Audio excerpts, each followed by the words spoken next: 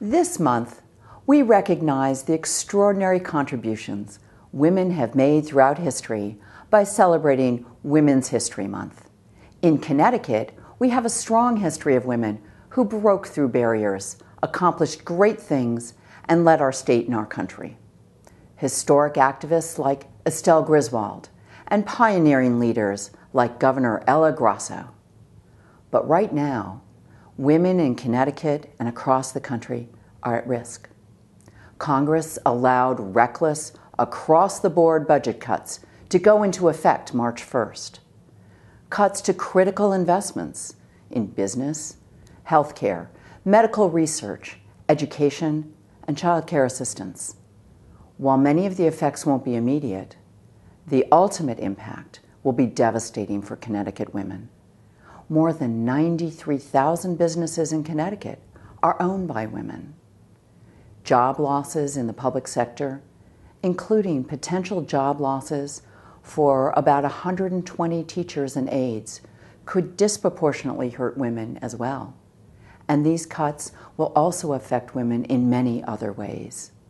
Cuts to funding for services for domestic violence victims could result in up to 300 fewer victims being served.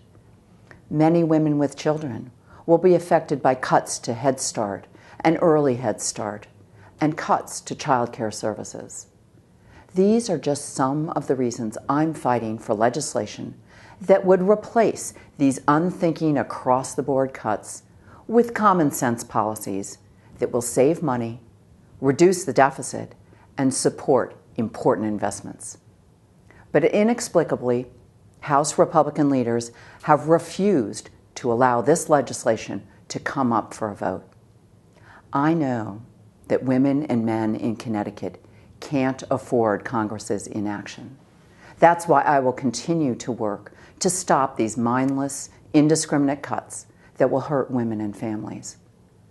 This Women's History Month, and every month, let's continue to celebrate the many accomplishments women have made through our state's and our country's history.